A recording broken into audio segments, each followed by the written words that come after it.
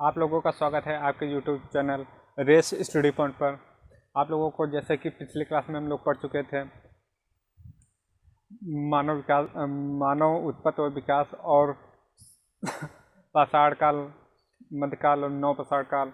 आज का टॉपिक है, हम पढ़ रहे हैं संस्कृत और सभ्यता में अंतर क्या चीज़ होता है। मेसोपोटामिया की सभ्यता, मिस्र की सभ्यता और सिंधु घाटी सभ्यता के पढ़ने में हम लोग पढ़ेंगे। सबसे पहले हम देख लेते हैं सभ्यता और संस्कृत में अंतर क्या चीज़ होता है। जिसबन के अनुसार हमारे पास क्या है वो हमारी क्या होती है, सभ्यता होती है, और हम क्या हैं, ये क्या होती है, संस्कृति होती है। इसका मतलब ये चीज़ है कि मार्कर है, ये क्या है, सभ्यता है। इसकी क्या क्वालिटी होती है और क्या कहलाता है, हमारे संस्कृति कहलाती है। आज का टॉपिक हम लोग स्टार्ट करते हैं मेसोपोटामिया की सभ्यता। मेसोपोटामिया दो शब्दों से मिलकर बना है, मेसो प्लस पोटामिया। मेसो का मतलब होता है बीच में और पोटामिया का मतलब होता है नदी। दो नदियों के बीच में जो सभ्यता उत्पन्न होती है उसे क्या कहते हैं, मेसोपोटामिया की सभ्यता। जैसे हम लोग नंबर 1 मेसोपोटामिया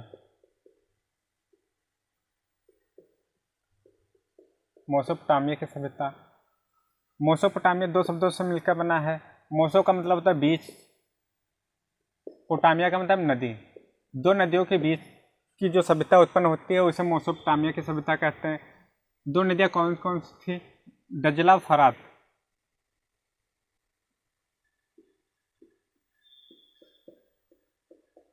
दजला और फरात। मेसोपोटामिया की हमारी सभ्यता थी कैसी, सभ्यता हमारी कैसी थी, ग्रामीण सभ्यता थी। मेसोपोटामिया की सभ्यता कैसी थी, ग्रामीण हमारी क्या सभ्यता थी। सबसे प्राचीन सभ्यता कौन सी है, मेसोपोटामिया की सभ्यता सबसे प्राचीन सभ्यता हमारी है। दजला और फरात को हम नदियों को किस नाम से वर्तमान में जानते हैं, फरात को हम टिग्रिस के नाम से जानते हैं, दजला को हम लोग यूफ्रेटस के नाम से जानते हैं। ये दोनों नदियां हैं कहाँ, ये हमारी क्या है, इराक, और ये क्या, सीरिया। सीरिया में ये हमारी क्या है, दोनों नदियां हैं। वर्तमान में इस नाम से जानते हैं, प्राचीन में हम दजला और फरात के नाम से जानते थे। इस समय हमारा ये मेसोपोटामिया की सभ्यता कैसे थी, ग्रामीण सभ्यता थी। और मेसोपोटामिया की सभ्यता सबसे क्या है, पुरानी सभ्यता है। ये सबसे क्या है, पुरानी सभ्यता है, पुरानी सभ्यता है।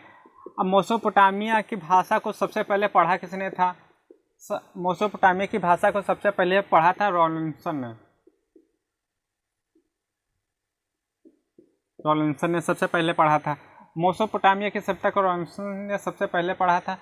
मेसोपोटामिया की सभ्यता में बहुत सी क्या संस्कृति विद्यमान थी, बहुत सी संस्कृति क्या थी, विद्यमान थी। जैसे बेबीलोन की सभ्यता, जैसे बेबीलोन की सभ्यता, सुमेरियन सभ्यता, सुमेरियन सभ्यता डॉट डॉट डॉट। ये सभ्यता का संबंध कभी पूर्व किस सभ्यता से है, तो बेबीलोन मेसोपोटामिया की सभ्यता से है। मेसोपोटामिया की सभ्यता हमारे कैसे, ग्रामीण सभ्यता थी। ये दजला और फरात दो नदियों के बीच में विकसित हुई थी। दजला और फरात को हम वर्तमान में क्या कहते हैं, यूफ्रेटस नदी और टिग्रिस नदी। टिग्रिस नदी हमारी क्या, सीरिया में बहती है, और इराक में हमारी क्या है, यूफ्रेटस नदी। सबसे पुरानी सभ्यता हमारी कौन सी है, मेसोपोटामिया की सभ्यता है। मेसोपोटामिया की सभ्यता को पढ़ा किसने था, रॉलिंसन ने पढ़ा था। मेसोपोटामिया में बहुत सी क्या थी, हमारी क्या संस्कृति विद्यमान थी। जैसे बेबीलोन की सभ्यता और सुमेरियन सभ्यता, ये सब किससे संबंधित हैं, मेसोपोटामिया की सभ्यता से संबंधित हैं। अब हम लोग पढ़ते हैं मिस्र की सभ्यता।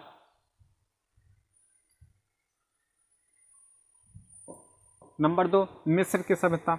मिस्र की सभ्यता हमारी क्या, नील नदी के किनारे विकसित हुई थी। नील नदी हमारी क्या होती है, विश्व की सबसे लंबी नदी है। नील नदी में ही सबसे पहले हेरोडोटस ने त्रिभुज को देखा था, इसलिए हम हेरोडोटस को त्रिभुज का पिता भी कहते हैं और इतिहास का जनक भी कहते हैं। मिस्र के राजा को हम फराओ कहते हैं, जिसकी कब्र को हमारे क्या कहते हैं, पिरामिड कहते हैं। अब बात करते हैं हम लोग मिस्र की सभ्यता। नंबर 2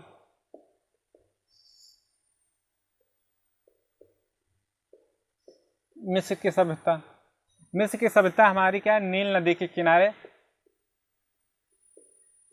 नील नदी के किनारे क्या हुई थी, विकसित हुई थी। नील नदी हमारी क्या है, विश्व की सबसे लंबी नदी है, सबसे लंबी नदी है ये। नील नदी में ही सबसे पहले हेरोडोटस ने क्या देखा था, डेल्टा देखा था सबसे, इसलिए हेरोडोटस को डेल्टा का पिता भी कहते हैं, और हेरोडोटस को इतिहास का पिता भी कहते हैं, पिता या जनक कहते हैं। मिस्र को इजिप्ट भी कहते हैं। मिस्र में राजाओं को, मिस्र के राजा को हम क्या कहते हैं, फराओ। मिस्र के राजा को हम क्या कहते हैं, फराओ कहते हैं। अब मिस्र के जो होते हैं, मिस्र के राजाओं की कब्र, इनकी जो कब्र होती है, कब्र को हम क्या कहते हैं, पिरामिड कहते हैं, पिरामिड कहते हैं। अब बात करते हैं सबसे बड़ा पिरामिड कौन है, सबसे बड़ा पिरामिड, सबसे बड़ा पिरामिड हमारा है गीजा का पिरामिड, गीजा का पिरामिड। गीजा का पिरामिड की विशेषताएं हम देख लेते हैं, क्या चीज़ होती हैं। गीजा के पिरामिड में विशेषताएं ये है कि इसमें कोई भी हमारा क्या होता है, इलेक्ट्रिक वस्तु काम नहीं करते हैं। गीजा के पिरामिड में कोई भी इलेक्ट्रॉनिक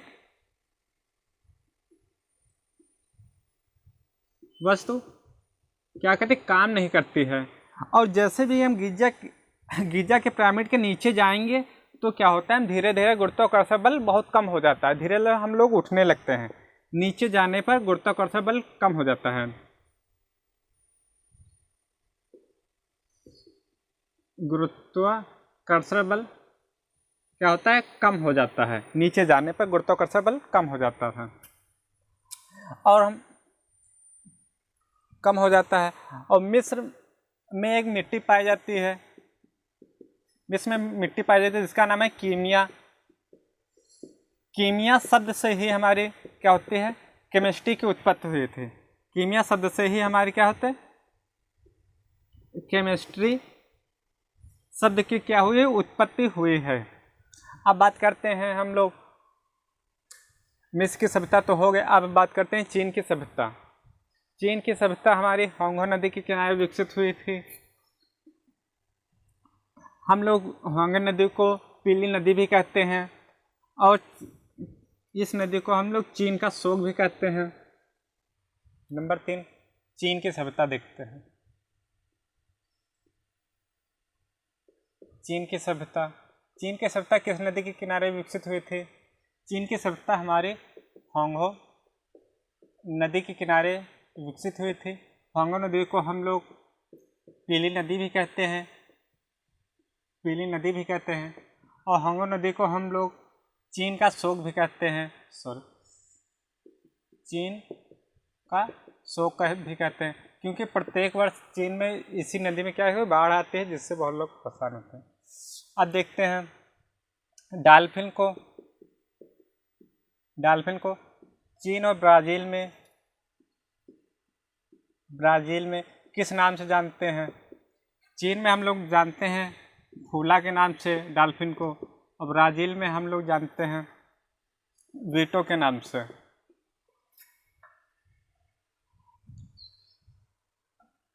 नंबर 4, सिंधु घाटी सभ्यता।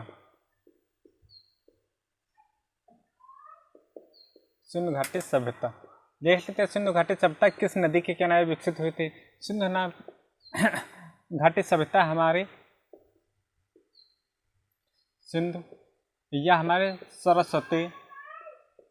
सरस्वती नदी के किनारे क्या हुई थी, विकसित हुई थी। सिंधु नदी घाटी की सभ्यता का काल लगभग हमारे देखते हैं 2350 BC से लेकर हमारा 1750 BC के मध्य हमारी क्या सिंधु घाटी सभ्यता विकसित हुई थी। सिंधु घाटी सभ्यता का शब्द किसने दिया था? शब्द देख लेते हैं। सिंधु घाटी सभ्यता का शब्द किसने दिया था? सर जॉन मार्शल ने दिया था। Sir John Marshall, sir John Marshall ने दिया था। सर जॉन मार्शल ने ही बताया था कि सिंधु घाटी सभ्यता में 7 बार क्या आई है, बाढ़ आई है। 7 बार बाढ़ आई है, जिसके कारण हमारी सभ्यता क्या होती है, सिंधु घाटी सभ्यता क्या हुई, पूर्णतः नष्ट हो गई। क्या हो गई, नष्ट हो गए थे। किसने बताया 7 बार बाढ़ है, सर जॉन मार्शल ने बताया था। सर जॉन मार्शल ने बताया था। अब देखते हैं सिंधु घाटी सभ्यता को। सिंधु घाटी सभ्यता हमारी कैसी थी, नगरीय सभ्यता थी। ये कैसी सभ्यता थी, नगरीय सभ्यता हमारी थी। अब सिंधु घाटी सभ्यता को अन्य नाम देख लेते क्या क्या है। सिंधु घाटी सभ्यता हमारे सरस्वती नदी के किनारे विकसित हुई थी, इसलिए हम लोग इसको नंबर 1 सरस्वती सभ्यता। नगरी थी, इसलिए इसको हम लोग नगरीय सभ्यता भी कहते हैं, नगरीय सभ्यता। और इसका सिंधु घाटी में प्रथम खोजा गया स्थल क्या था, हड़प्पा। हड़प्पा, इसलिए हम इसको हड़प्पा सभ्यता भी कहते हैं। हड़प्पा इस समय कहाँ पर है, पाकिस्तान में है। नंबर 4 सिंधु घाटी सभ्यता को हम लोग आदि ऐतिहासिक काल,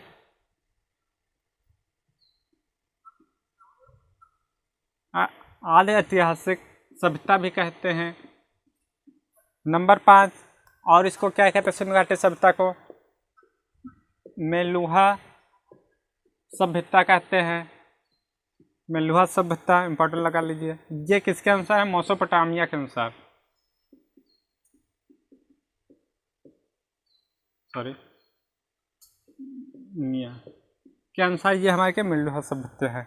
अब देख लेते हैं सिंधु घाटी सभ्यता का, हम लोग देख लेते हैं विस्तार कहाँ से कहाँ तक था।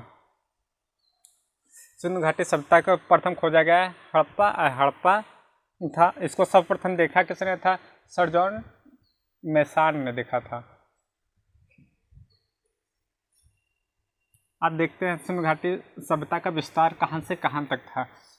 इसका विस्तार हमारा था भारत, पाकिस्तान, अफगानिस्तान में सिंधु घाटी सभ्यता का क्या था, विस्तार था। सिंधु घाटी सभ्यता में की भाषा क्या होती है, भावात्मक है। इसको अभी तक हम लोग पढ़ नहीं पाए हैं। अब लोग हम देखते हैं सिंधु घाटी सभ्यता का विस्तार।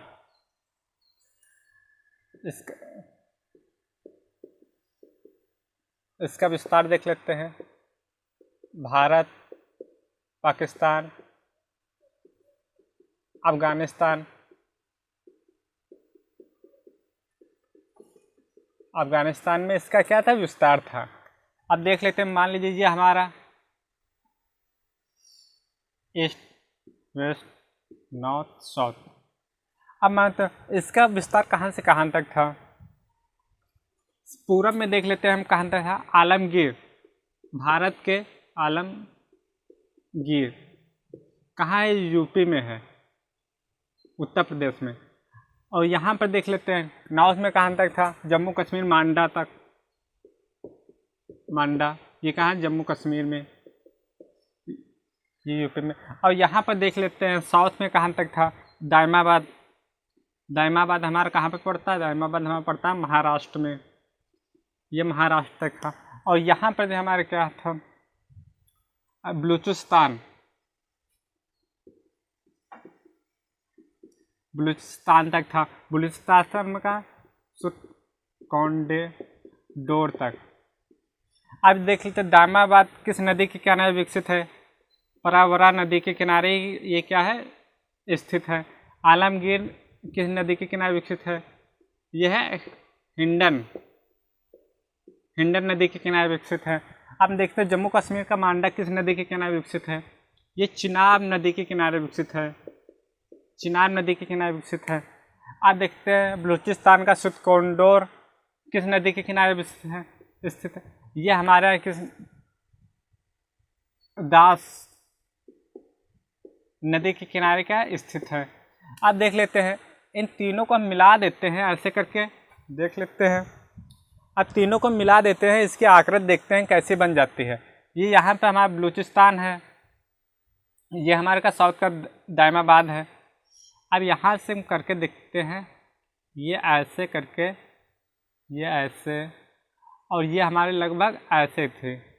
इसकी आकृति हमारे कैसे बन गए हैं? त्रिभुजाकार बन गए हैं। इसकी आकृति त्रिभुजाकार बन गई। अब पूछे विस्तार तो ऐसी है, अब पूछ देता है सिंधु घाटी सभ्यता की आकृति कैसे थे? आकृति हमारी कितने कैसे थे? त्रिभुजाकार थे। इसकी आकृति कैसी थी? त्रिभुजाकार थे। अब सिंधु घाटी सभ्यता की त्रिभुजाकार थे। अब इसके आगे देख लेते हैं, इसके प्रमुख स्थल देख लेते हैं। सिंधु घाटी सभ्यता के प्रमुख स्थल देख लेते हैं। स्थल हमको कितने अभी प्राप्त हुए? देखो, स्थल अभी तक हमको 1400 प्लस प्राप्त हो चुके हैं। लगभग इसका एरिया कितना था? 20 लाख किलोमीटर स्क्वायर, इतने प्राप्त हो गए हैं, इतने स्थल। आप बात करें मुख्य स्थल कितने हैं? मुख्य स्थल कितने प्राप्त हुए? मुख्य स्थल हमको लगभग 1052 स्थल मुख्य स्थल प्राप्त हो चुके हैं। अब बात कर लेते हैं सिंधु घाटी सभ्यता स्वतंत्रता से पूर्व कितने स्थल हमको प्राप्त हो गए थे? लगभग 40 स्थल हमको स्वतंत्रता से पूर्व प्राप्त हो गए थे। इनका एरिया था 12,99,000, लगभग 13 लाख हम मान सकते हैं, 13 लाख किलोमीटर स्क्वायर। इतने एरिया में जो हमारे क्या स्वतंत्रता से पूर्व 40 स्थलों की खोज हुई थी। मुख्य स्थल कितने थे? 1052 थे। ऐसे स्थल कितने? 1400 थे। अब बात करते हैं सिंधु घाटी सभ्यता हमारी क्या थी? बहुत बड़ी थी। जो हमारी सिंधु घाटी सभ्यता क्या थी? बहुत बड़ी थी। तो उसको रफ करते हैं तो बताते हैं। ये लगभग हमारी मिस्र की सभ्यता का लगभग ये कितना? 20 गुना थी। और मिस्र और मेसोपोटामिया की सभ्यता की लगभग मिला के ये हमारी कितनी गुनी थी? 12 गुना बड़ी थी। सिंधु घाटी सभ्यता देखते हैं। मिस्र की सभ्यता की ये लगभग कितना तो 20 गुना थे। कितना? 20 गुना ये क्या थी? सिंधु घाटी सभ्यता क्या थी? बड़ी थी। और देखो, मिस्र प्लस मेसोपोटामिया की सभ्यता को दोनों को मिला दिया जाए तब भी ये सिंधु घाटी सभ्यता लगभग हमारी कितनी थी? 12 गुना ज़्यादा बड़ी थी। सिंधु घाटी सभ्यता हमारी क्या थे? बहुत बड़ी थी। सिंधु घाटी की सभ्यता को हम लोग अभी तक पढ़ नहीं पाए हैं। सिंधु घाटी सभ्यता के क्षेत्र और इसका विस्तार, ये सब हम लोग अगली वीडियो में देखेंगे, अगली क्लास में।